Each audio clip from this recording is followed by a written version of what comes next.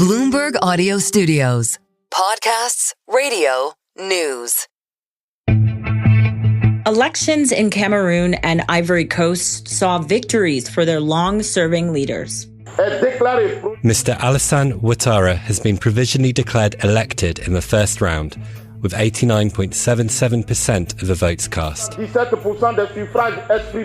But with opposition candidates barred from running, there's a warning about the rise of democratic dictators. The population knows very well that the Constitutional Council and the Electoral Commission are just an extension of the regime. On today's podcast, we're discussing the wave of no-contest elections across Africa, why political analysts are concerned, and which countries are bucking the trend. I'm Jennifer Zabasajja, and this is the Next Africa podcast, bringing you one story each week from the continent, driving the future of global growth with the context only Bloomberg can provide. Joining me this week is Bloomberg senior reporter Yinka Ibukun, who's written one of this week's Next Africa newsletters on this very subject. Yinka, thanks so much for being with us this week.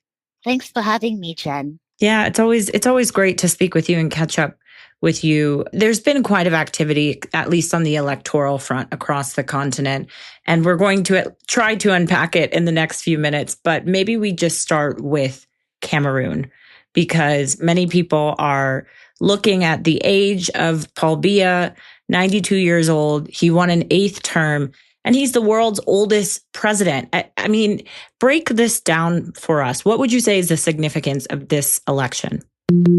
Yeah, well, this election has put Cameroon at a dangerous crossroad, Jen.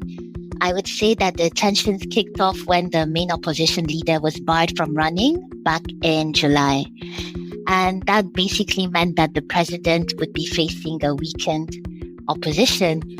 But it was the candidacy of Issa Chiroma Bakari, who's a man who served in the Biya administration for about 2 decades, that ended up being the real game changer in this election. Because young people have been hungry for change in Cameroon. They've never known any leader other than Biya. And so they rallied around Chiroma and came out en masse to vote for him, to the point where Chiroma actually declared himself winner of the vote by his own party tally. But days later, the official results said that it was President Biya and not Chiroma who won the election with 54% of the vote. And so that decisive win has sparked claims that there was rigging, especially because Biya barely even campaigned. And as you said, he's 92 years old, the oldest president in the world. He's been in power in Cameroon for more than 40 years. And so here you are, he hardly shows up at the campaign and still walks away with a comfortable win in a country that's basically facing a secessionist war, where his administration has faced lots of corruption scandals and also where there's really high youth unemployment. And so as we speak, there's actually sporadic protests erupting across Cameroon to challenge the outcome of the vote.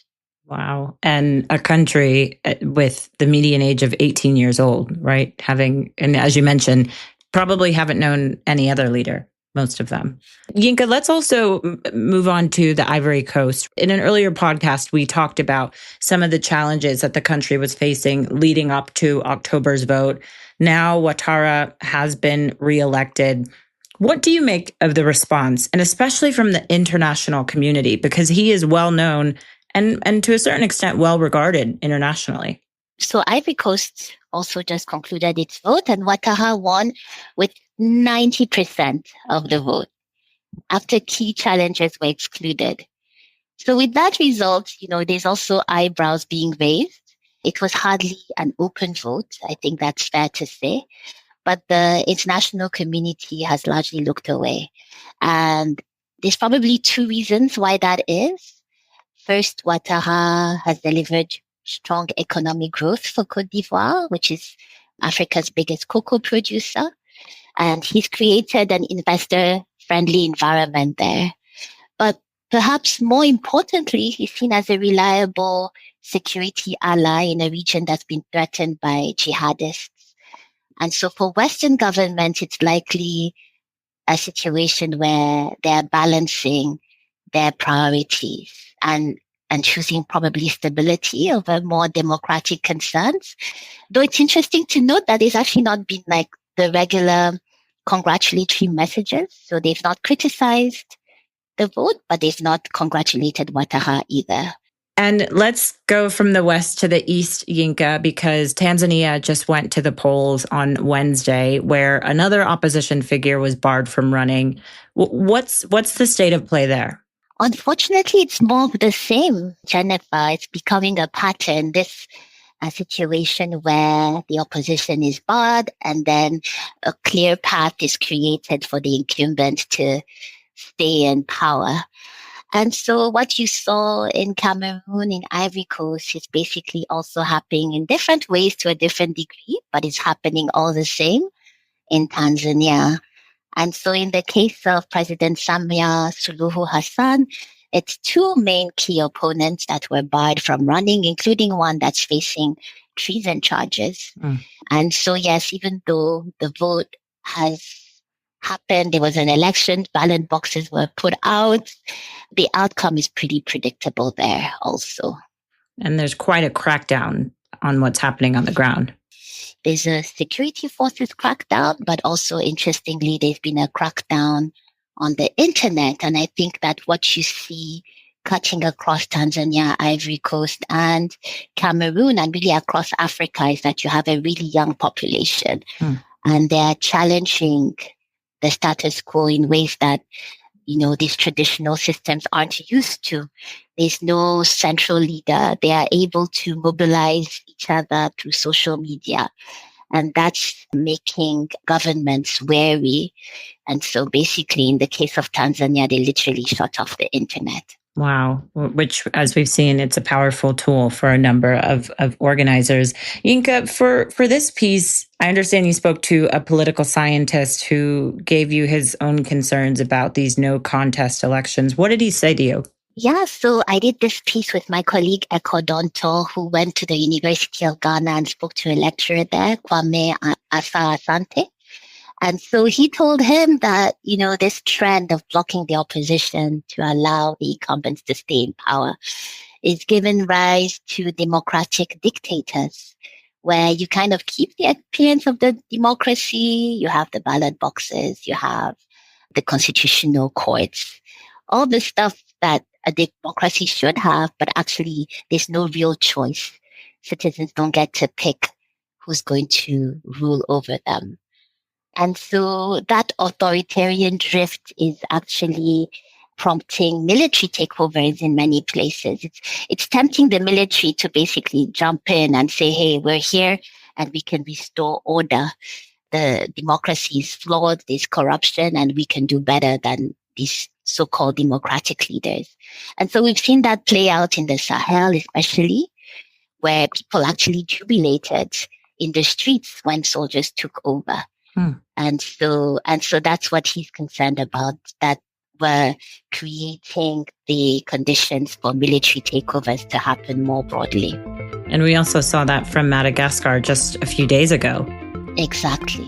Yinka, hold that thought. When we come back from the break, we'll look at where in Africa is going against this trend and potentially what we might be able to learn from some of those countries. We'll be right back.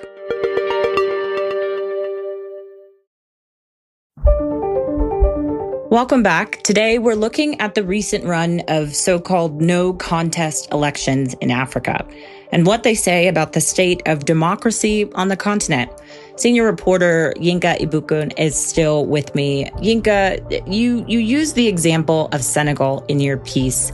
For those who may not remember last year, how did that unfold? So, Senegal had its elections last year.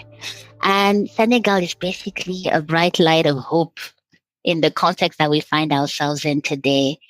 Because in Senegal, what happened was that President Macky Sall at the time was basically looking like he was going to go for a third term, which would have been at least by the text, unconstitutional. And so there were huge protests that broke out across Senegal to prevent him from doing so. And he eventually announced that he had no intention of running a third term. And so it was really the people who forced a president to basically honor the constitution there. It's a really young country. We've said this for all the countries we've mentioned so far.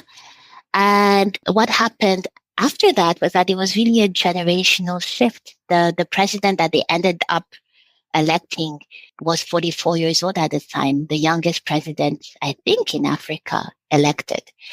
And so it was a generational shift that happened there and a response to young people's demands. Are we seeing similar instances of success elsewhere? I mean, what we're seeing is youth pushback. People are organizing through social medias and other means, and they're demanding better. And in some cases, it's toppled governments in Nepal, in Bangladesh. In other cases, it's just made sure that people's voices have been heard in Kenya, in Mozambique, in Morocco. And so you're seeing young people more willing to mobilize. These countries are majority young people, and they are increasingly have little to lose because often the growth that you're seeing in these countries is not inclusive. It's not creating enough jobs for them. And in the case of Madagascar, for instance, they were asking for really basic things. Like it started off with them just asking for water and electricity, and it ended up toppling a government and bringing in a military leadership.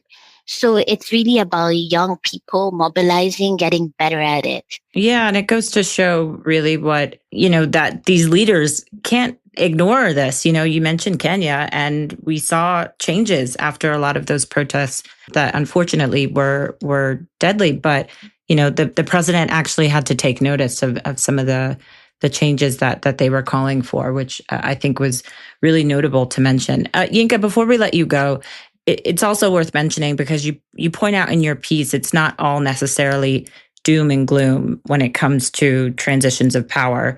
There was Ghana, Malawi, and the Seychelles this year. What are you paying attention to just to get a sense of maybe where things are headed next?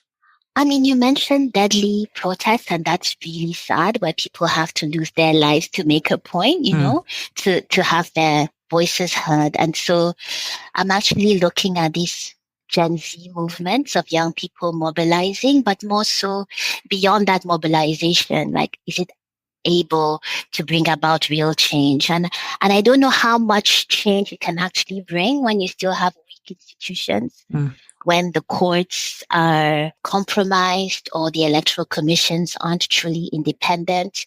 You don't want to just have people put their bodies on the line, but then have no real change. So I'm looking for real change and what that will look like post these Gen Z movements in each of these countries and beyond.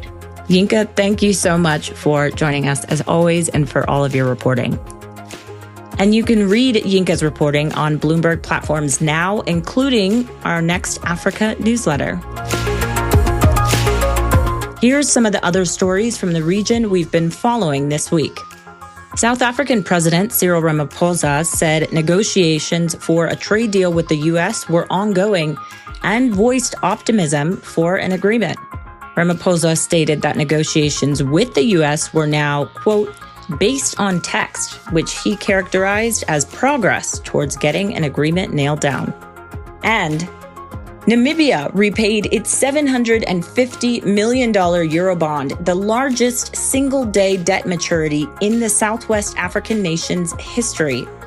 According to the finance minister, the redemption seeks to enhance the country's creditworthiness and positions it favorably for potential future engagements in the global capital markets if circumstances warrant. And you can find these stories on Bloomberg platforms, including the next Africa newsletter. We'll put a link to that in the show notes. This program was produced by Adrian Bradley and Tiwa Adebayo. Don't forget to follow and review this show wherever you usually get your podcasts. But for now, I'm Jennifer Zabasajja. Thanks as always for listening.